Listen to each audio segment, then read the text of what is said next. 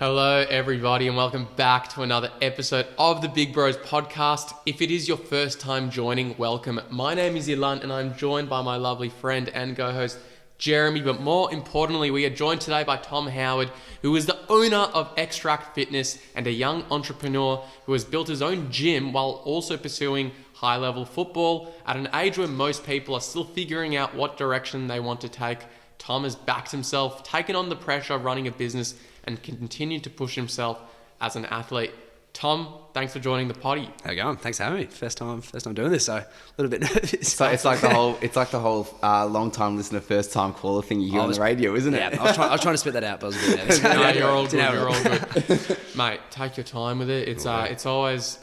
I think the podcast, it's just a really long conversation where your phones aren't involved. It's nice. It's really nice. It's like the only No distractions. No distractions. Everyone should do it. To all the business owners out there, I think it's the best way to actually market yourself as well. I reckon. Seriously, because it doesn't cost you much to get going, and you're just marketing yourself from a very personal level, and people see the ins and outs of you. There's no this forming to be something in front of a camera for a 30-second video. You know, it's long format. It's great. That's good. it. No. I want to ask you. So I drive past a gym, Extract Fitness, almost every morning whilst I get a coffee.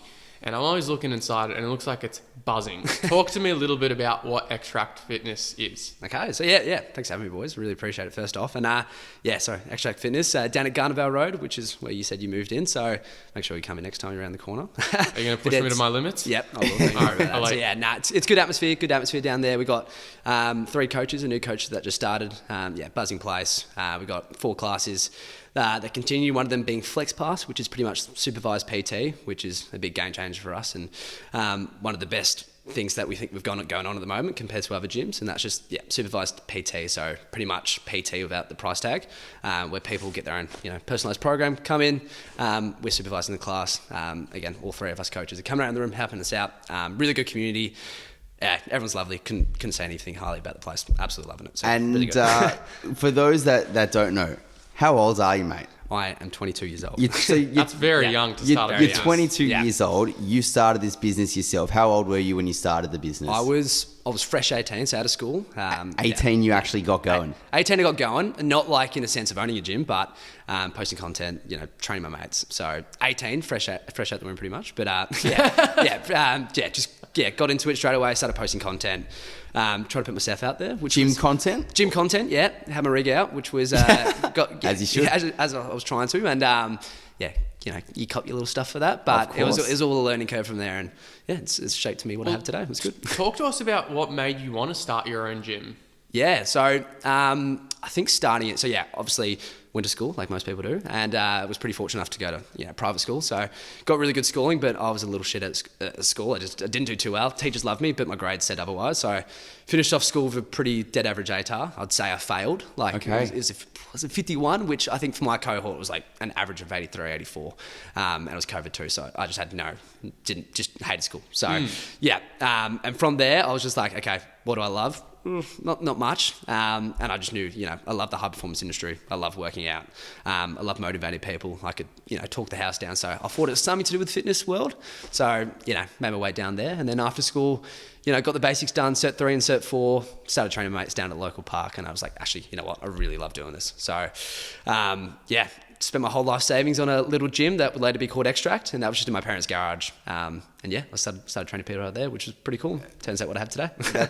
Mate, incredible. And so we're big fans of stories where especially blokes in their young 20s or late teens form something for themselves or go against the grain. Yeah. Big theme of our show, especially just navigating the uncertainty of doing it all. Yeah. Were there ever uncertainties for you coming out of school, or was it a pretty linear pathway to then going on to doing what you're doing now? Definitely not linear. Like, I reckon I went into like the whole, go to uni, and I didn't. I went to uni for 2 weeks, and that only lasted 2 weeks. I just absolutely hated it. It felt like school again. I was like, I'm not doing this again. Like, what were you studying?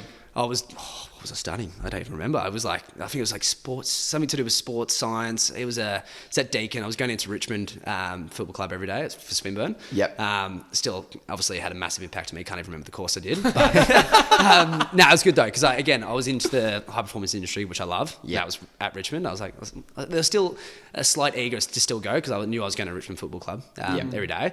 But again, hated uni. So definitely wasn't linear because I fell into that trap of going into uni, even though I had no clue what I wanted to do. So, Respect though the fact that you got into uni, Yeah. you started uni, and actually very quickly you almost said, fuck this, I actually don't like it, I'm going to Yeah. get myself out of there. 100%. Because we hear too many times and speaking to too many people where like they will do something that they don't like, especially a uni Yeah. degree, could be for 3, 4, even longer amounts of years, Yeah. to then find themselves in the same position that you found yourself in, which Yeah. is, I actually fucking hate this and Yeah. don't want to do it. 100%. And Yeah. you know, you essentially backed yourself to get out there. Yeah. And whilst that's scary, you formed another pathway for yourself. Yeah, 100%. No, that's why I think anyone that's going to do uni, just have a really good think about it before you do it. And if you don't like it, get out of it. Get out of it quick. Absolutely. I mean, I'd love to know as well, because like a lot of your mates would have been at Yeah. uni, they would have been starting the traditional pathway post school. Yeah. But that can sway a lot of people to be like, I got to join the crowd so Yeah. I don't stick out like a sore thumb. Did you have that sort of internal monologue or dialogue in your head? Yeah, I did. I always knew, like, in the back of my head that it wasn't for me. It was just, again, I think it is important in life to give stuff a crack, and that's what I did. I knew I'd keep my parents happy. I knew I'd keep my school happy too, because that's what they said they wanted me to do. So yeah, in the back of my mind, I always knew I didn't want to do it, and there's always self-doubt of like, is this really what I want to do? But I'm still happy that I gave it a crack, because it made me realise that it just wasn't for me. So 100%. yeah. So then content at that age, you leave uni, Yeah. you started thinking about opening up extracting from your parents' garage. Talk us through the days that people might not know about. The days where you are stressed, the days where you don't know what the hell to do, Yeah. the day where you're figuring stuff out for yourself. Yeah. What was that formation like for you? What Yeah. were those formative days like for you? Okay, yeah. So like, I think as we were touching on before, personal trainers get this sense of false reality of like, you get all your mates coming in, you get all these inquiries of guys, hey, oh, I want to join the gym. It was just a little, my parents' garage, little gym setup. It was nothing special, but people still keen to come in support. And for like that first 4 or 5 weeks, training my mates, beautiful. But then slowly when your mates have helped you out, it's time for them to shuffle out. It's a sugar hit, hey? Yeah, it's a sugar hit, and you've got to get into the real world. And as soon as my mates left, I was like, oh God, all right, it started. I'm only getting, 3 clients a week, not making any money. I'm thinking about probably I'm gonna have to get another part-time job. So there was definitely like dark days at the start. I wouldn't say dark. It's not that deep. I was 19 at the time, still living at my parents' house, so I still had a great outlook on life and going, it's not that bad. So I think the days that people don't really see was like, okay, there's no one coming in, but I still was doing work. I was still trying to set up the business. So there's so many hours, unpaid hours of just my time trying to build a business where no one sees that stuff. You just see a camera and me training people, but there's a lot of stuff of just me brainstorming what's the future going to look like, what's the next 2 years going to look like. I was always like trying to get ahead of myself, just putting goals out there, and just ticking off. So I think a lot of people, what they don't see is just like there wasn't clients coming in, but I still made the time to do work. Awesome. What do you learn about yourself during that period where you're not getting as many clients as you'd like? I think at the time it was like self-doubt. Like I probably took it personally. It was like, oh shit, I'm a shit personal trainer.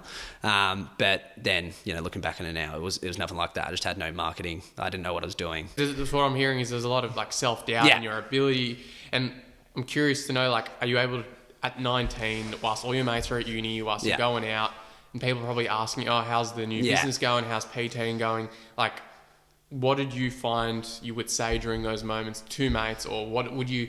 Because the reason I'm asking all this is because when I was 19, I was far more insecure. I was far more nervous. I was far more, I guess, not comfortable in who I was compared to who I am now. And again, that's like an ongoing journey throughout life. Yeah. So when I speak to you and I'm listening to someone who started their own business at 19, 20, and they're always on that path, I immediately think this person doesn't have any self-doubt at all. In fact, they're actually so mentally resolute. And what you're telling me is that's not actually the case. Yeah, well, I think it's for that, because everyone goes into uni, so you actually feel like you're behind everyone.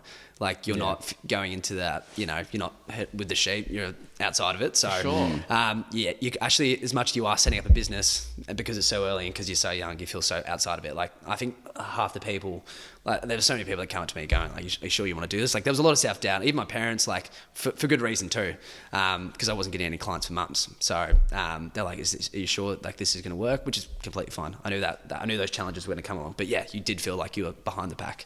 You definitely didn't feel in front at that time. So yeah, there was definitely self-doubt. And how do you persist then? I've always just had, I don't know why, I can't really explain it, but I've always had a really good like outlook on life. I feel like things do just come. Like, I know it's a cringe quote, but it goes so well. It's like, if you stick around the barbershop long enough, you're going to get a haircut. And I've always lived by that quote. It's just saying, yeah, if you're going to stick around, something good will come. And I knew if I, just kept working, kept persisting, my goal, I feel like something would come out of it. And looking back at it now, I was persistent and it did, pay off. And still not where I want to be, but it's definitely paid out. Well, it's like what we were also speaking about off air, in the whole sense of things will happen for you when they're meant to. So if they're not happening for you right now, and we often talk about it with our show as well, and getting on guests and talking to certain people, if people aren't saying yes to you now, and in this case, if you're not getting the clients in the business right now, it doesn't mean that you're bad at what you're doing. It just means that you're not essentially ready for it yet, or others might not see you as ready for it yet, but it doesn't mean it won't happen eventually. So it's just about expanding that time horizon, hey? Yeah. So especially as like a young business owner, expanding that time horizon, which makes me think about, oftentimes I personally feel like our generation, and we're all from the same generation here, only a few years apart between us. Are we? What year were you born? I was 03. 2003. Yeah, is that right? Okay, right. We're all the same generation here. And I often think about the fact that I reckon our generation, we have such a big sense of urgency. We want things now. We want things instantly. Yeah. And I think it's because of we're in a world where things are much more accessible. We can get Uber Eats just on a button click. We can dopamine scrolls. We can doom scroll. We love an Instagram reel. Yeah, we can just smash Instagram reels. We can ask ChatGPT anything and get answers instantly. We want things now, and we expect to get things right now. Yeah. And when it comes to like actually building something formidable, it still doesn't work like that. But then in the back of our minds, we always get fed that story about the diamond in the rough, the business that took off after 3 months and now they're making it like on a national stage or something like that. And then they'll feed you information like, if I can do it, you can do it. And, I just followed my dreams and everything happened. But we also need to zoom out and realize that those are the rare stories, and we actually need to just expand our time horizon a little bit. Yeah. Do you reckon our generation is too entitled in a way to a sense of expecting things to happen for us too quickly? Yeah, well, I think so. I don't want to speak on everyone's behalf in like that regard, because I think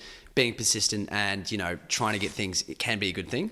It can be your worst nightmare or a good nightmare. You know what I'm saying? So I think it can be a good and bad thing. But yeah, I think I've definitely noticed this year, and especially when things are happening, when you're getting followers I remember when I was posting all my the road to building a gym, I was getting all these followers. I would wake up and get another 1,000 followers. I was like, holy shit, I'm craving this more. It's like a drug. Yeah, and it was like a drug. It honestly was. So and then as soon as that finished, and I entered the real world side of things where reality really hit, and I actually was owning a gym, because I never really felt like I owned a gym during the whole process, because there was just so much happening. Like Mr. Miyagi texted me, all these all these high end. I remember I think it's Corey Milcrease. He's one of these massive Netflix stars, and he started following me. I was just like, holy shit, so many good things are happening. But then as soon as that day hit where I stopped posting that series, and I started work, everything just, I was like, oh my God, I need something. And I was trying to find that extra craving, that extra, those followers, and I kept posting videos, and then I completely forgot about the gym. So, I do think our, our generation do fall into that trap of always wanting something more, and not looking on the outside. So how does that translate it? Because obviously you would have made that road to building a gym series, and then when you stop and it's actually like, okay, now I have to kind of shift and pivot my content. Yeah. What does that look like for you? What does it look like for me? It was a lot of second guessing myself, because one day you wake up and you've got hundreds of thousands of views on one video, and then the next is 10,000. So it was kind of just more trial and error, see what works, see what doesn't. And then those patches again, I'll just find a new sense of content where it's just getting my personal side into it, getting my personal brand, saying how I feel from a pride perspective, how do I feel mentally, and that again really took off. And then the next series didn't take off, and it was just this trial and error period. But and now I think I've come to that sense where I've looked back and everything and go, none of this actually matters.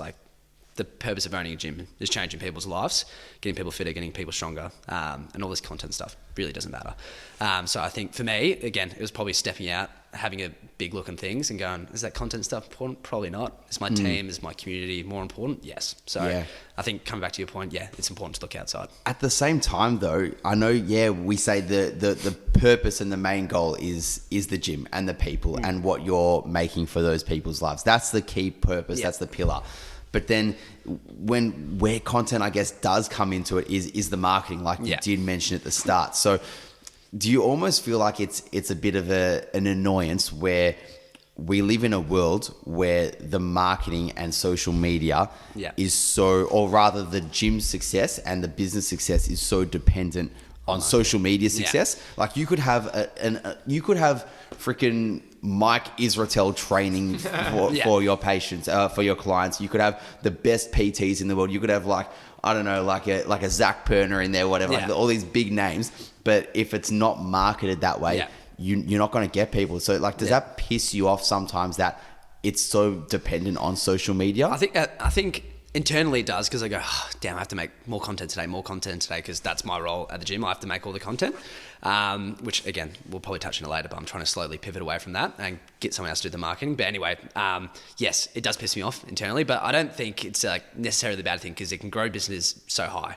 And some people's marketing, like you look at that, some of the people that own that cafe, I always forget what his name is. You know, he documented his pretty much whole journey of owning a cafe at 21. Right. Paperboy? I don't know. Okay. Don't know if you know much about rings him. a bell. I might have got the name mixed up there. But anyway, I do think it's really cool that people can just build their stuff off social media. So I don't think it pisses a lot of people off, because it's important. You need it. But yeah, I do find it incredibly hard sometimes when that's what you have to rely on. Yeah. But at the same time, I don't think gyms need to, like the really good gyms that I've been told, they don't rely solely on social media. It's the biggest referral is word to mouth. Sorry, did I get that word of mouth. Yeah, you're right. Word of mouth, sorry. The biggest referral key is that. So the best gyms in the world don't rely on social media.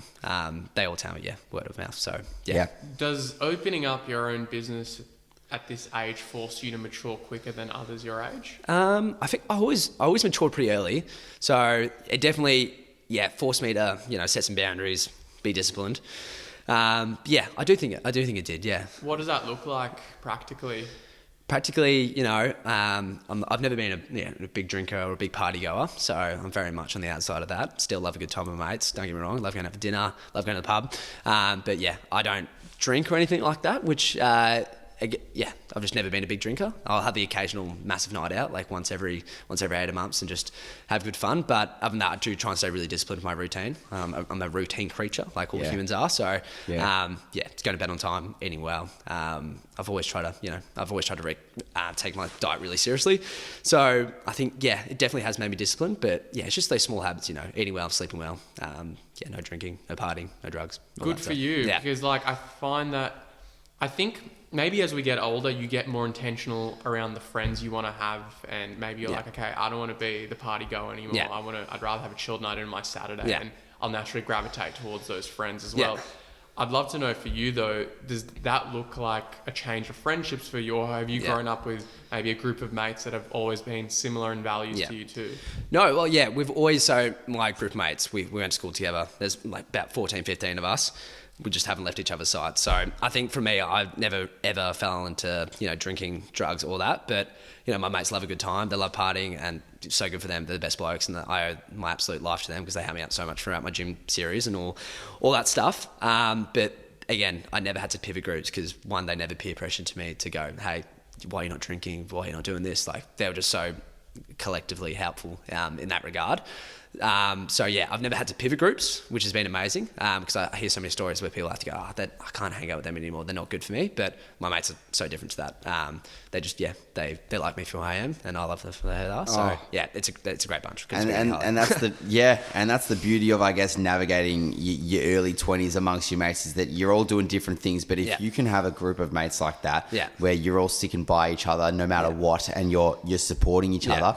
What a miracle! What an absolute blessing to be able to do. It's probably a miracle, because I feel like you don't get many groups like that. I feel like people do have to pivot. It's incredible. I guess I got lucky. So can't speak any more highly. That's good. I'm sure they'll absolutely love to hear that. Yeah. Was there ever a lonely chapter though, from like a business perspective? Obviously you had your mates there, which you speak about in terms of the support, especially getting you up and running with your series that you were doing at the gym. But actually constructing the business, Yeah. were there people you were leaning more towards for advice, or were you kind of just shouldering the whole load yourself? Well, yeah, I think definitely shouldering the whole load for myself. So as I said, that spike hit where, followers, inquiries, open day, it was amazing. It was like the best time of my life. Went to Europe that year. It was just the best time of my life. I got this massive sugar hit of just like, this is what life's meant to be about. I've done it. And then as soon as the novelty wore off, and that was probably like 3 weeks owning the gym, people cancel. It's just you. So, you might be sick one day, you have to pull the pin. You got training. I'm trying to, balance life and footy. When I was trying to balance it, when I realised, this is my business, I'm doing everything. We're talking cleaning, we're talking work on the floor, admin, emails, everything. It did take a toll on me, and it did feel like I was doing this all alone. And that was pretty hard because, I remember my first 2 or 3 months, I was really struggling to pay rent. I remember selling my PlayStation. I was, I think I did a video about it where I showed all my market listing places, and I'd made like $1,000 or $2,000 just to get myself going on my rent, and it was just all off marketplace. So there was definitely some lonely chapters where money wasn't coming in, and it was soon as I was like, okay, I actually probably need some help here, and I tried to get some people involved into the gym and trying to build it. Luckily my crew came along. So we had Benny Blight, who's one of my coaches down at Extract, who's great. He was one of my first coaches that came in, and then we had Bella, who just Yes. personally. So she came in again, changed the business, and then we just got Lucy on board too, who's been amazing. So yeah, I think as soon as I got a team involved and I shared the load and I told people, guys, I'm not human. There's going to be days when I'm going to be struggling. I'm going to need your help. And they're like, done. We'll help you out. Don't worry. We're here. And since then, I got a team involved and people to, share the vision. Business completely changed. So wow. If I had to ask you, what's the best business tip that you've learned, I guess, through experiencing that, what would you say to young business owners? I think don't be scared to ask for help, because I feel like a lot of, business people try and, what I did, share, just carry the load all into themselves. But I think it's ever, I remember I reached out to a lot of gym owners saying, hey, is this normal? There's this guy called Dan that I got in touch with who owned a studio called Training with Mates, and he helped me out a lot. I was always asking his, get his 2 cents on stuff. And it was just, I was always wanting help, always wanting what was next. I was 21 at the time. I had no clue how to run a gym. I'd never done it before. So I think for me, it was always asking for help. I think for young business owners, that would be really important. Ask for help. That's the best bit of advice I've got.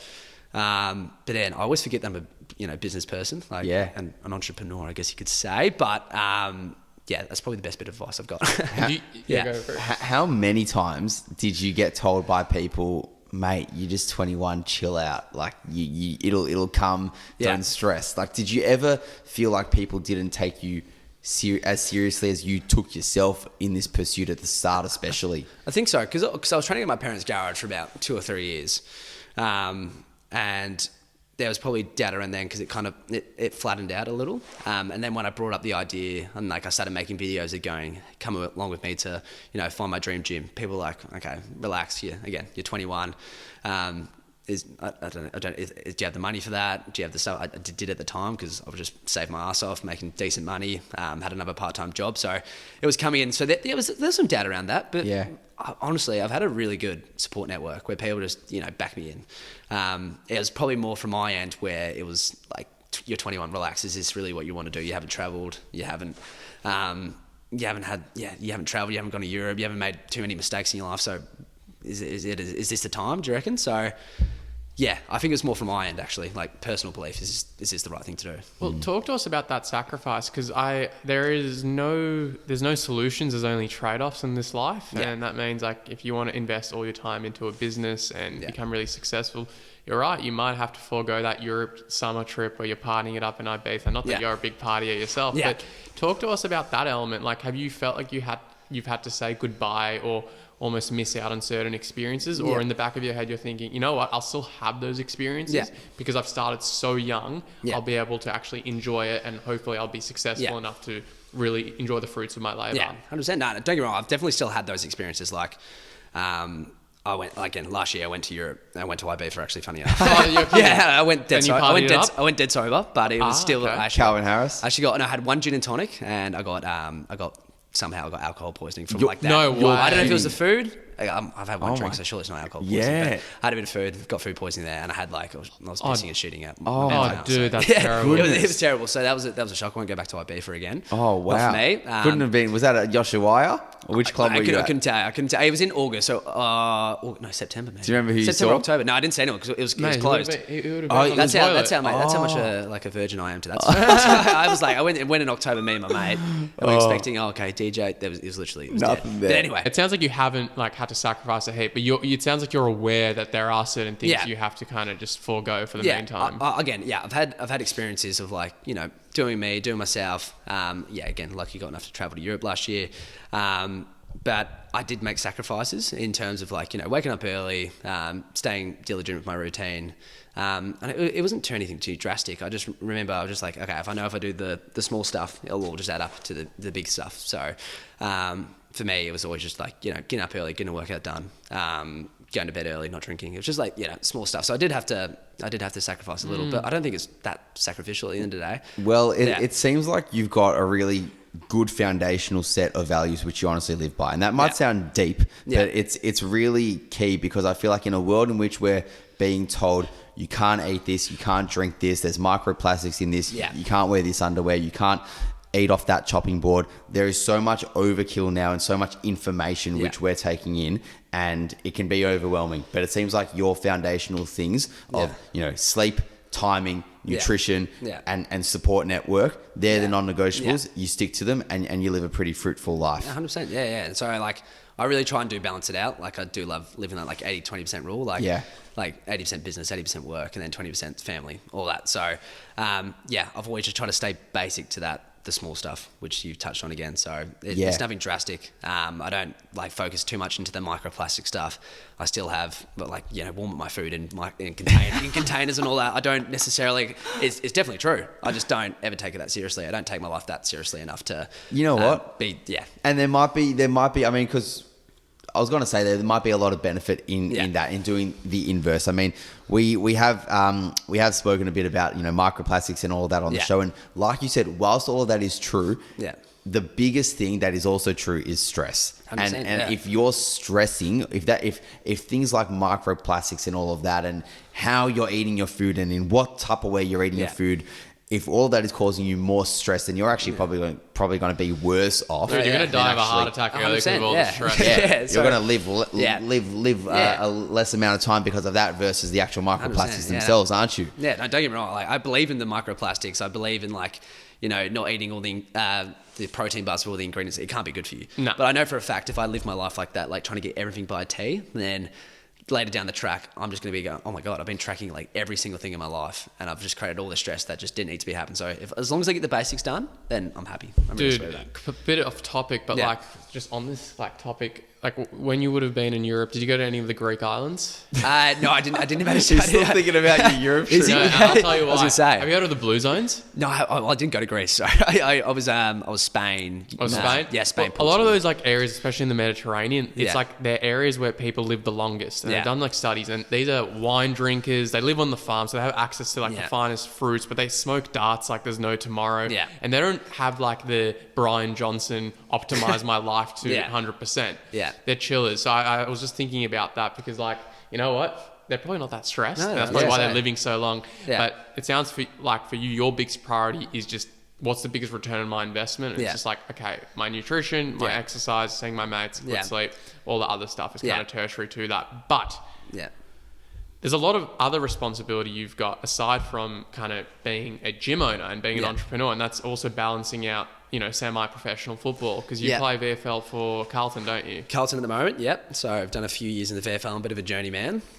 Like Tom Hickey. Yeah, a bit of Tom Hickey. I'm literally just about to say that. Shout out to Tom Hickey. Actually, I did get a couple of games with Tom Hickey. He won't remember me. Oh, that is incredible. I definitely remember him. He's played with the journeyman. Yeah, he has. So 2 journeymen together. So I played with him at the Swans, which was great. But been in the VFL program for a few years now. So I was at North my first year. Out of school, and then Sydney the year after that, then took a couple of years off, and then back at the Blues this year. So it's been a bit disrupted, but it's been a really good journey. When you were in Sydney, had extract not been a thing yet? No, it was a thing. That was like my it was my main source of income. It was, again, at my parents' garage, and then I gave it up. So, that was like the first period where, extract wasn't a thing. So I had a bit of a break for about, 9 or 10 months. Yep. Trying to post content over there didn't go so well. Just lost my love of it. That was probably the only time where I've really had a break on the business, and that was when I was in Sydney. So, yeah. But what a learning curve, hey? Oh, it was the best. That was the first time I moved out. So again, I did something when I was really young. Shout out to my parents. Like, I'm not gonna lie. Like, I was struggling for rent then. They just said, hey, go and enjoy yourself. Really fortunate for my parents. They've helped me out a lot. Not in the sense of like money or anything, but just like, support. Of course. Get you into a They love you, place. mate. They're good 100%. parents. So I remember I stayed in Bronte for a bit, 2 or 3 months in a little share house with my mate along Bronte. As I said, it was a 6-story house. Oh, That's beauty. incredible. It was amazing. We were just housing there for a bit. And then, as I said, my parents would support me a lot. So I got in contact with my dad. He was like, hey, I need a place to stay. I'm going to get out of this place. I still want to pursue footy here. It's going really well. So I found a little, what was I doing? His best mate, his name was Tom. He had a little garage at the back, had a little bungalow thing upstairs. Stayed in there for 6 months in Randwick, which was nice. Awesome. Great spot. And it was Can't complain. some of the best memories of my life. The eastern suburbs of Sydney are elite. But Yeah. talk to us. Like, these are two big responsibilities. You're playing football at a somewhat high level, second biggest league to AFL. Yeah. And then you're also an entrepreneur and you're a business owner. So what does that look like? Because something I did want to ask you is like, if you're pursuing one, does it come at the expense of the other? I think at times, I reckon, looking back on it, when I was 18, 19, not too much responsibility as a businessman. Like, I didn't have too many clients, didn't have too many responsibilities. Like, I was definitely sleeping, eating a lot better.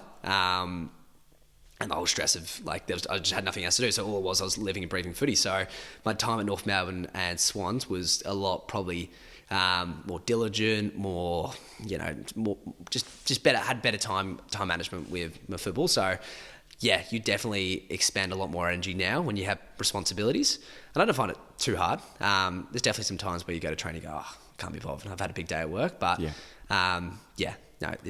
definitely see it. So. And then when it comes to things like your diet, I mean, that's something you're pretty locked in with. Yeah. But diet, social support, your health from a global scale. Yeah. Were there any lessons that you did learn from being in the VFL system that you've then translated into your life as a business owner? Yeah. Has anything been transferable from that lens? So as I mentioned, it's been hasn't been the smoothest of journeys with my AFL stuff. So I've torn my hamstring 5 or 6 times. Gonna have to see you soon. It hasn't been a good ride. I've done all sorts of soft tissue, groins, done calf, got head knocks. Goodness, I remember a compound fracture in my finger. God. Bone was there, finger was there. God. I've had a bad run. So I think in terms of that stuff, that's taught me the whole world. I reckon footy has probably taught me the most things in life. Wow. And that was that. There's been so many times where I've just I just can't be bothered. I've done another hammy. I've done another injury. I don't want to play anymore. But then when you're up on a Friday night and the footy's on, you go, gee, I love this. You get the itch. You get the itch. And that's just like anything in life. As much as you get setback, as much as there is a setback or you're not feeling great, you come back to why you did it and why you love it. So I think out of anything in life, footy's probably taught me the most because of all my injuries. So I would definitely say, it's taught me a lot. And what kind of lessons has it taught you about, what transferable lessons have you been able to take from, other than persistence, of course, but from the football field? Are there any lessons that you take that you implement in your own business? Yeah, so I think a big thing going into this next chapter of my business, I really want it to be around, my team, and, friendships, with your teammates is so important. So I think transferring, the ability to connect with people into your workspace is so important, and being on a deeper level, because I've been so close with a lot of my teammates, a lot of boys at Carlton, played at Old Brighton, I have some of my best mates there, and the importance of, friendship, mateship is so important, and there's no way that shouldn't transfer to your workplace. So I think I've got a really good, connection with my coaching staff, and I think I've definitely transferred that over to my work. Unreal, mate. As a big Carlton fan myself, I'm very pleased to hear that the culture is flying, absolutely mate. humming there. Phraseball. Mate. The Fraser Freight Train. We absolutely love it. You didn't get it. Did you get any time with him before? No, but it's funny enough Because he was a VFL coach a few years ago. He was, yeah. So funny enough, I was got this random text message from Ted Fraser, which is Josh Fraser's son, and he wanted to start training at the gym. Didn't connect the dots at all at the start. Shout out to Ted, he's a great man. He started training him. Didn't connect the dots at all. And he said, "Oh, my dad's going to come in for a session. He just wants to watch me how I move, how you coach me and all that." So I said, "Yeah, bring him in." Then it was Josh Fraser. I was like, "Oh my god, unreal!" Josh Fraser's in the gym. So I did not connect the dots at all. He always said his dad played footy. Very humble man, Ted. But he brought his dad and I was like, "Oh my god, Josh Fraser." And then soon enough, I was playing VFL. Love it for him. So yeah, it's pretty cool. Yeah. There you go. Well, as a Carlton fan, I hope he continues on to be our full-time coach. But he's a very humble man. He's kept things very low key. He makes he's going to take the club far, I reckon. So fingers crossed. I don't know what they do. I have no say in it whatsoever. But, I feel like I'm becoming a Blues man deep down now. I'm a Hawks man at heart, but the Blues are taking over a little bit. Yeah, I hope that. Love that, Josh, mate. Finds a So if place. Hawthorn's playing Carlton, who are you barracking for? I'm going for Hawks, but then if the Blues win, I go, let's go. You go, little soft. Just a little soft spot now. Don't You hate don't it too much. With regards to your footballing aspirations, do you want to make it pro? Well, again, we've touched on this before. I think anyone playing VFL or even like high-end local footy, it's always in the back of your mind. So it's everyone's dream as a kid to play AFL, and I think there's nothing technically, like obviously injuries are hard, but you look at it, you're one step away from playing AFL football, not in that way, because there's such a big gap. You look at all the AFL players that come down to local VFL level, they just dominate. So don't get me wrong, there's a massive gap, but you're literally one league away. So I think it's in everyone's back of their mind who plays VFL. It's like, well, there might be a sneaky chance here. So I'm never going to... I want to pursue it 100%. To answer your question, yes. But it's not going to be the end of my world if I don't. It's a very humble answer, mate. Yeah. I mean, friend of the show as well, Rowan Steele. I previously was with him at Casey Demons, and he's now gone on to great things at Collingwood. And it was like what you said. You're in that one degree of separation away from it. Yeah. You never know what can be, but you've employed a very humble mindset towards it, which is fantastic, and doesn't take me by surprise. But you never know what can happen, mate. Yeah. Before we do wrap up though, I also just wanted to touch on the fact that I really admire the fact that as someone. You call yourself a semi-professional athlete, but I'm going to call yourself an athlete, mate. Yeah. We see it a lot in the athletic world, and we love to speak about this topic to athletes. The fact that having something away from just being the athlete, and having that thing that you're doing on the side and that you're building to give you that sense of identity and purpose. Yeah. You might be very humble in your answer here, but do you find that by you having that thing on the side away from footy, has it almost inspired some of maybe your other teammates to pursue that thing as well away from footy and to not just fully lock in onto their sport?